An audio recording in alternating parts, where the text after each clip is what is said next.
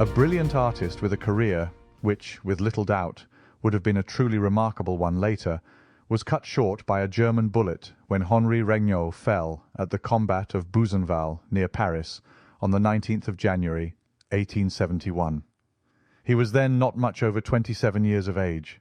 Though his life work had but just begun, Alexandre Georges Henri Regnault left behind three masterpieces that will forever rank among the most treasured productions. They are the equestrian portrait of General Prim, Salome, seated with the knife and the salver, for the head of St. John the Baptist, on her knees, both in the Louvre, and the huge and spirited Automedon with the horses of Achilles, which has been shown in New York, and is now the property of that resourceful institution, the Boston Museum of Fine Arts.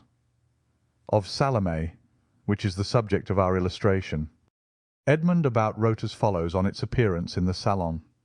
Ingres, in whose eyes the art of modelling in light was the necessary quality of a painter called upon to represent the figure of a woman, Ingres himself, despite the reserves he would have made on the manner of style, would he not have approved of the breadth of brush and the limpidity of tone which give to the entire bust of Salome the unity of an animated marble, as well as the true look of nature? In any case, Delacroix would not have failed to appreciate the extreme delicacy with which the transparency of the shadow which envelops the legs allows their fresh colouring to be divined. Théophile Gautier, an ardent admirer of the original and sympathetic genius of young Regnault, wrote, "The portrait of General Prim is all Spain. The painting of Salome is all the Orient." Regnault was born into a family of importance and in the midst of artistic influences. His father was for 25 years director of the National Manufactory of Porcelain at Sèvres, and a member of the French Academy of Sciences. From early childhood he began to draw, chiefly animals. He refused to make copies, always drawing from nature. At school, at the Lycée Napoleon, he drew constantly, and made, when he had leisure hours, large crayon drawings of battle scenes. He was but 14 when he modelled in clay, from memory, a horse belonging to Napoleon III. Casts were taken from this at the suggestion of several artists, astonished at this precocious talent.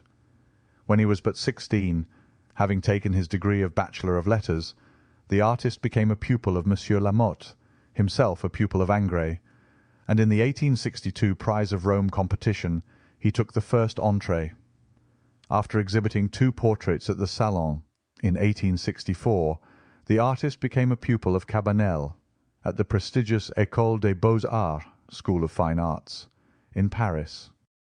During the winter of 1866 he won the coveted Prize of Rome.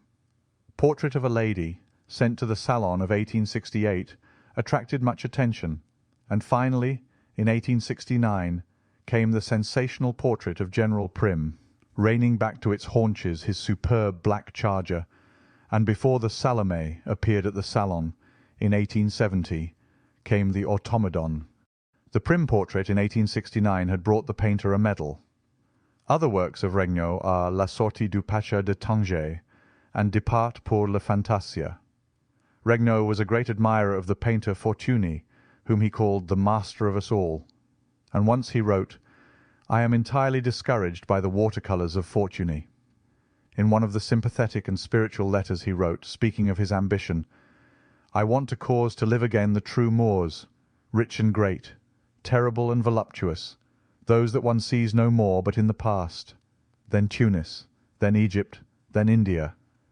I will rise from enthusiasm to enthusiasm. I will inebriate myself in marvels so much that, completely hallucinated, I can fall back into our sterile and stupid world without fear that my eyes will lose the sparkling light that they will have seen for 2 or 3 years. When, on my return to Paris, I want to see clearly, I shall only have to close my eyes. Then Moors, Fellahs, Hindus, colossi of granite, elephants of white marble, enchanted palaces, plains of gold, cities of diamonds, all the Orient will appear to me once again. Oh, what intoxication is light!" Jules Claretie says, "This is what makes it certain that Regnault would not have stopped in such a fine road, and that he would have added many commanding pages to the youthful and sparkling ones that we have from him. He was not, like many others, satisfied with himself. He did not think he had reached the goal. His ambition as an artist was not satiated. He was still far from having quenched his thirst for light and colour. From an unpublished letter by Regnault. "I have finished my picture," he writes to a friend. "I have finished my picture. Judith is referred to. That is to say that I have put it in condition to be exhibited. There are still many things that would require to be more worked. But what do you ask? So much the worse. I must start on Thursday for Spain." It was in Spain and the East that he had found his themes, and what a harvest might have been expected. Henri Regnault died just as he was about to be married to the girl he had long loved, and after he had bought in Tangiers a piece of ground on which to build a large studio. He had in August of 1870 sent to Paris his huge picture of the Execution without Trial. When, though exempt from military service as a winner of the Grand Prize of Rome, he started with his friend, the distinguished painter Georges Clairin, for Paris, to find it besieged. Patriotically, Regnault entered first the ranks of the franc-tireurs, and then joined first the Garde Nationale Sédentaire, then a marching battalion. The day he died he wrote to his fiancée, Mademoiselle G. Breton, and these are the last lines in his letter, and the last he ever. They are to take us, I hope, in another direction. 4 men of ours were frozen, one of them a sergeant. They succeeded in bringing them to life. Enough about that. I will warm myself at your fireside. I love you, I love my country, and that sustains me. Adieu. Regnault's artistic performances were received with a cry of applause, of delight. It is not too much to say that in all the history of colour, paint had never produced anything so wonderful. Nor is a rivalry with the great masters of colour implied, because Henri Regnault struck out a new way of colour, which was altogether new. Gold and rose colour, to which the gold and rose colour of other painters were as prose to poetry, were accentuated by the bold jet black of the girl's hair as with Salome to extraordinary effect. Henri Regnault was indeed a master of black, that colour which has been so much neglected in the English school, and which is yet of such value to the emphasis and directness, for want of a better word we must call style, of a picture. General Prim's Black Horse and Salome's Hair were, each in its way, masterful studies of black. Henri Regnault left a legacy long to be remembered. His enthusiasm, determination, love of life he found around him, and energy that his pictures possess, thrills us to this day.